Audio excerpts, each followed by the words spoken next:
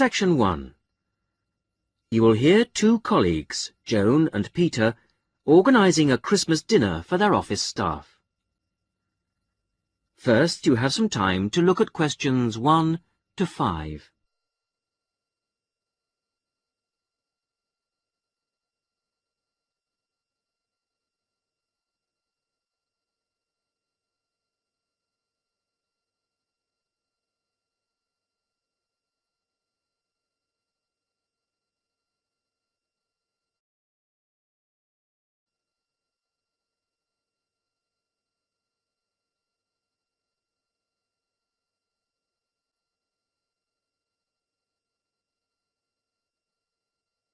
You will see that there is an example which has been done for you.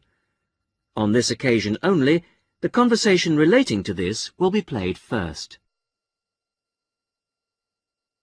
Right. Let's try and get it sorted out today, so we don't have it hanging over us, OK? Good idea. I'll take notes. First thing, numbers. Have we got anything definite? Well, I've been working it out, and I think 40 to 43. Shall we put 45 to be on the safe side? Yep, fine. Joan and Peter agree that 45 is a safe number to book for, so 45 is written as the answer. Now we shall begin. You should answer the questions as you listen, because you will not hear the recording a second time. Listen carefully to the first part of the conversation and answer questions 1 to 5. Right. Let's try and get it sorted out today, so we don't have it hanging over us, OK? Good idea. I'll take notes. First thing, numbers. Have we got anything definite? Well, I've been working it out, and I think 40 to 43. Shall we put 45 to be on the safe side? Yep, fine. Dates. Well, that's straightforward. The last working day before Christmas, which is... Which is December the 21st. Which is going to be pretty difficult to book at Christmas. So we'd better think of 2 or 3 places, just to be on the safe side. Well, last year's was hopeless. The Red Lion, wasn't it? Yeah. We ought to go for something more expensive, 'cause You gets what you pay for. That new Indian restaurant in Weatherfield is supposed to be excellent. The Rajdoot. Oh, how do you spell that? R-A-J-D-O-O-T. And it's bound to be packed. Well, let's put that down as the first choice and have some backups. What about the Parkview Hotel as a second choice? Yes, that's always reliable. Parkview Hotel. And the London Arms, in case. London Arms. I'll call them now if you want. No, I'll do it, Joan. You're really busy. Oh, have you got the numbers? Not for the Rajdoot, but... right, Parkview Hotel. 777192 and London Arms 208657. Great. Before I ring, we'd better just make sure they're within the price range. Up to £15 a head? I think you'll find some people won't be able to go that high. Well, you can't get anything decent under £10. OK. We'll say 12?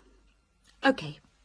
And we'd better make sure there's good vegetarian food. And a non-smoking section. You know what the boss is like. Don't remind me. I'll let you know as soon as I get anything. Before you hear the rest of the conversation, you have some time to look at questions 6 to 10.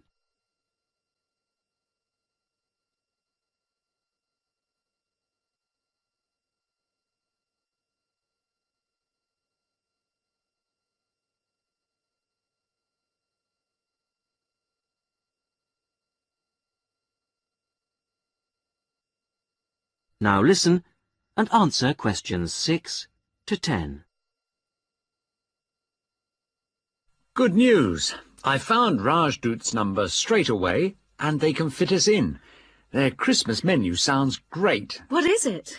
French onion soup or fruit juice, Uh-huh. roast dinner or lentil curry. Sounds ordinary, but my friend said it was really tasty. Lentil curry. That's unusual. And then for dessert, there's traditional plum pudding or apple pie, plus coffee. That sounds really good for £12. Did you book it? Well, I said I'd check with the staff first, but they did say they'd hold the booking until next Wednesday anyway. Oh, and if we go ahead, they'd like a £50 deposit. 50 is normal. That's fine. And they want a letter. Right, to confirm. Oh, and they say with such large numbers, we have to choose the menu in advance. Well, that won't be a problem. I'll put up a notice with details of the restaurant and the menu. When did you say they wanted confirmation by? It was, let's see, the 4th of November. Where do you think I should put up the notice? Where everyone's guaranteed to see it? On the cafe notice board, I should think. Hardly anyone looks at that. Well, the newsletter's probably your best bet. Good idea. I'll go and do that now. That is the end of section 1. You will now have half a minute to check your answers.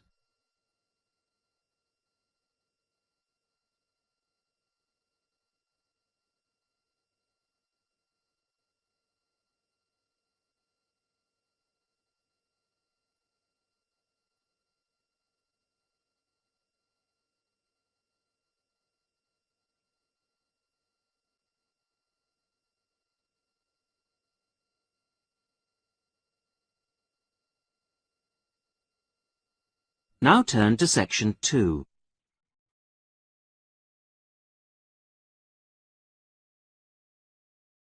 Section 2. You will hear a college tutor asking Julie Brooks, director of a college sports centre, to talk to a group of students about the centre. First, you have some time to look at questions 11 to 16.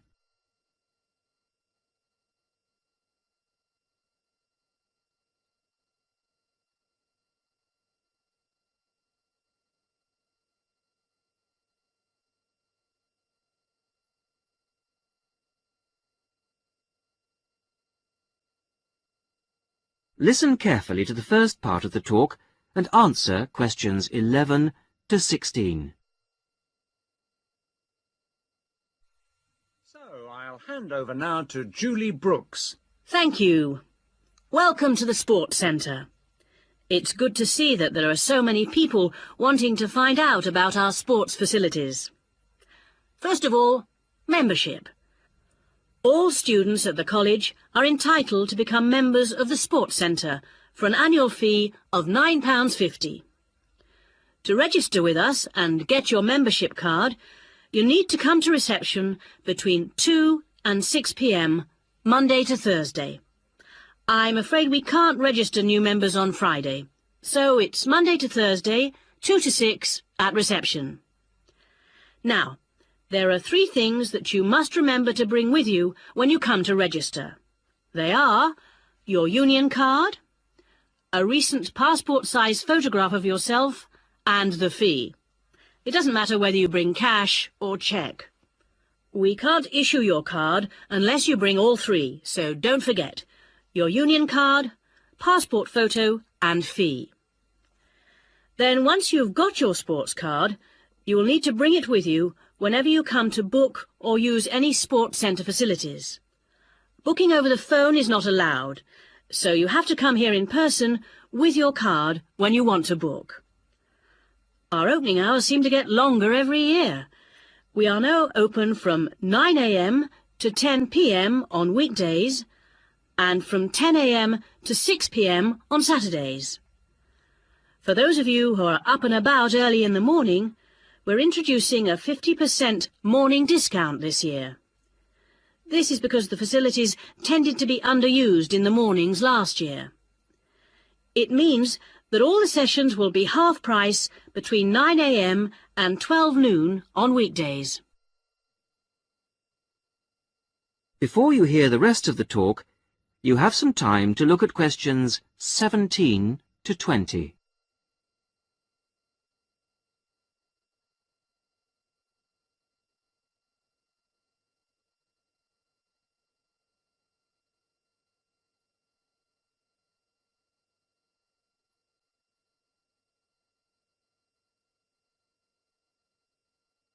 Now listen and answer questions 17 to 20. So, what exactly are the facilities? What sports can you play here?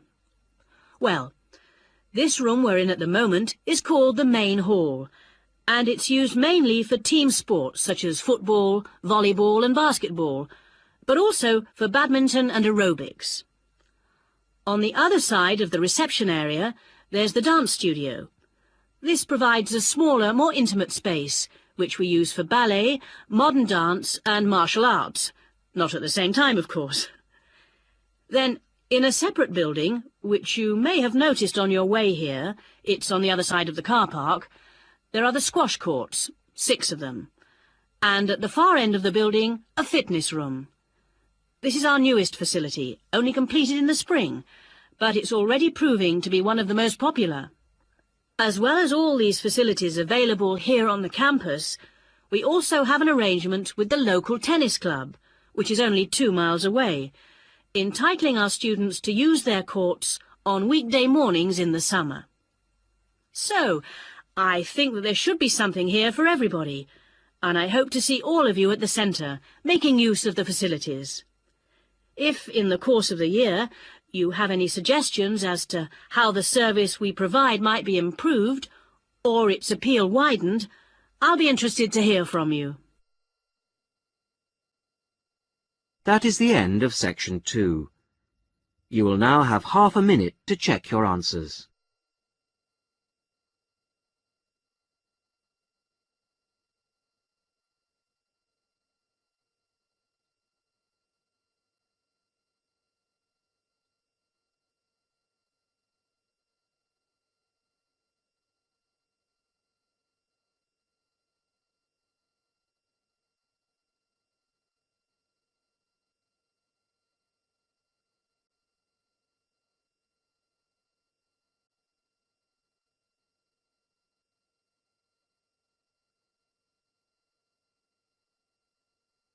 Now turn to section 3.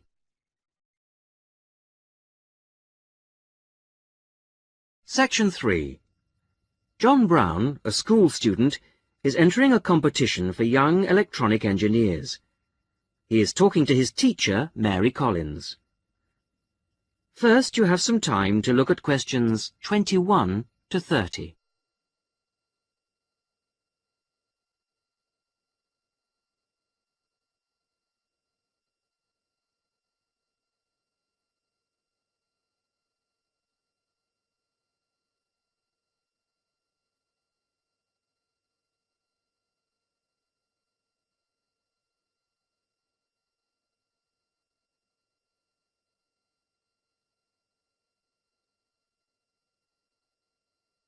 Now listen and answer questions 21 to 30.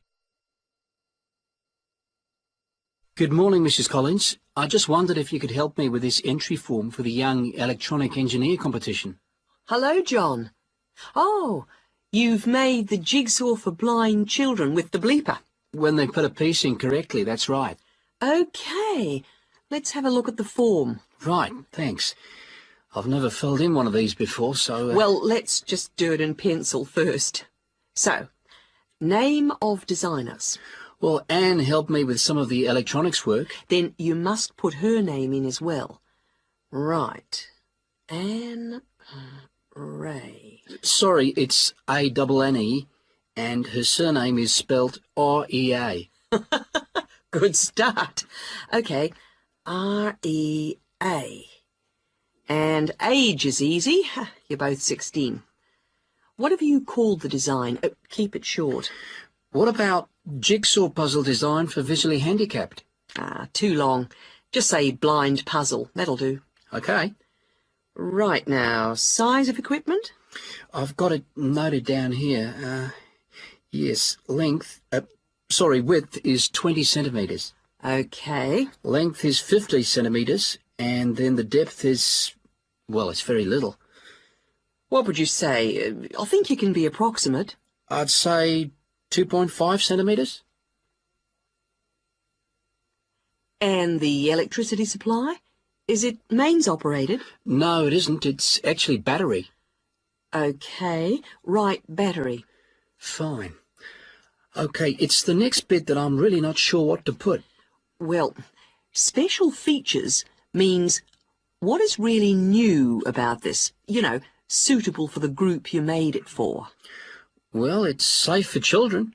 That's fine. Put that in. OK. And of course, we think it's educational.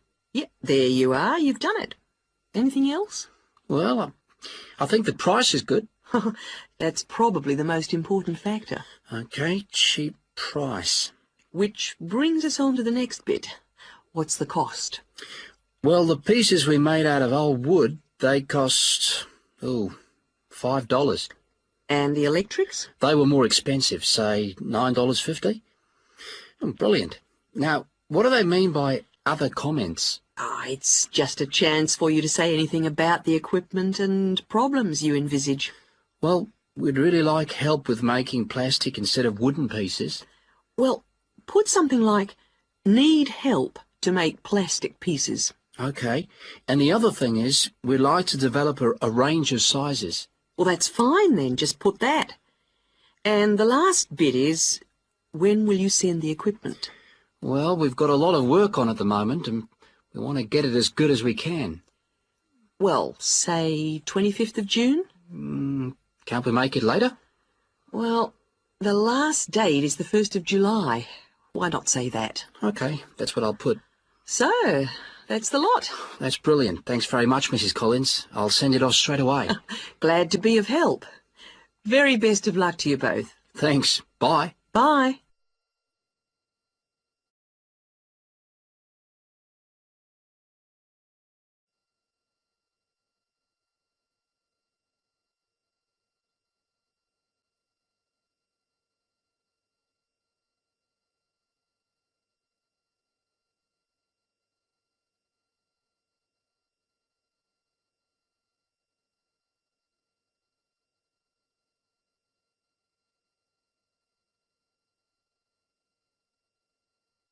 Now turn to section 4.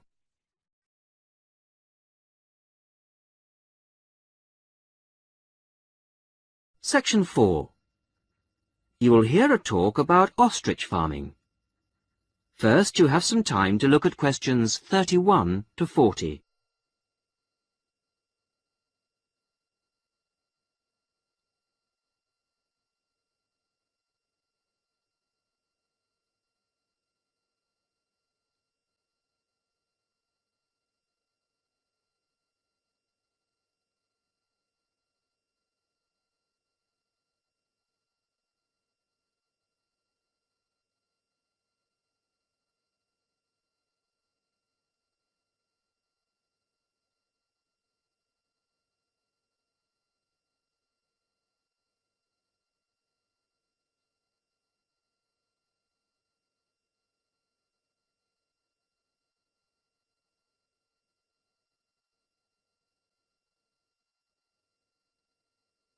Listen carefully to the talk and answer questions 31 to 40. Today, I'd like to introduce Ted Hunter, who used to rear sheep and poultry, but who is here to tell us about a rather unusual type of livestock that he's been concentrating on in the last few years. Ted Hunter is a member of the Domesticated Ostrich Farming Association, and is here to tell us about the possibilities of breeding and rearing these birds in this country. Thank you, Paula. When you look at international restaurant menus and supermarkets, they all tend to feature the same range of meats: beef, lamb, chicken, pork, that sort of thing. But people are always interested in something different. And we're now finding that farming can bring new types of meat to our tables. The kangaroo is one animal that's now being farmed for its meat and eaten outside Australia, where it comes from. It looks and tastes rather like rabbit, though it's slightly darker in color. But it is rather tough, so that's a problem for some people. Crocodiles are also being farmed for their meat. This is rather like chicken, pale and tender, and it's getting quite fashionable. Some people also find it's rather fatty, but I think it makes a really tasty sandwich. Now, a third type of meat becoming increasingly available. And the one that I think is by far the nicest of the three is ostrich, which most people say has a similar taste and texture to beef. However, it's much better for you than beef, as we'll see later. Most people think of ostriches as wild animals, but in fact, ostriches have been farmed in South Africa since around 1860. At first, they were produced for their feathers. In Africa, they were used for tribal ceremonial dress, and they were also exported to Europe and America, where they were made into ladies' fans and used for decorating hats. Later, feather fans and big decorated hats went out of fashion, but ostriches were still bred, this time for their hide. This can be treated to produce about half a square meter of leather, very delicate, fine stuff of very good quality. At the same time, some of the meat was used for biltong, the air-dried strips of meat popular in South Africa as a sort of fast food. However, recently there's been more and more interest in the development of ostrich farming in other parts of the world, and more people are recognizing its value as a food source. Ostrich meat is slightly higher in protein than beef, and much lower in fats and cholesterol. It tastes good, too. A series of European taste tests found that 82% of people prefer ostrich to beef. And one ostrich produces a lot of meat, from around 30 to 50 kilograms, mostly from the hindquarters of the bird. Farmed ostriches don't need African climates, and in fact, ostrich farming is now becoming well established in other parts of the world. However, setting up an ostrich farm isn't something to embark on lightly. Mature breeding birds are very expensive. Even a fertilized ostrich egg isn't cheap, so you need quite a bit of capital to begin with. Then the farmer needs special equipment, such as incubators for the eggs. The young chicks are very dependent on human minders, and need a lot of attention from the people looking after them. In addition, ostriches can't be intensively farmed. They need space and exercise. But in spite of this, they make good farming sense. A cow produces only one calf a year, whereas a female ostrich can lay an egg every other day. And because the farmers can use incubators and hatched chicks are nourished well and protected from danger, the failure rate on farms is very low indeed, and almost all the fertilized eggs will hatch out into chicks, which will in turn reach maturity.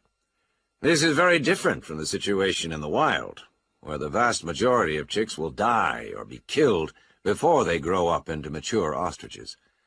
So it's possible, once the initial outlay has been made, for the farmer to be looking at very good profit margins indeed. Ostrich farming is still in its early days outside Africa, but we hope that ostrich meat will be freely available soon, and before long will be as cheap as beef. That is the end of section 4.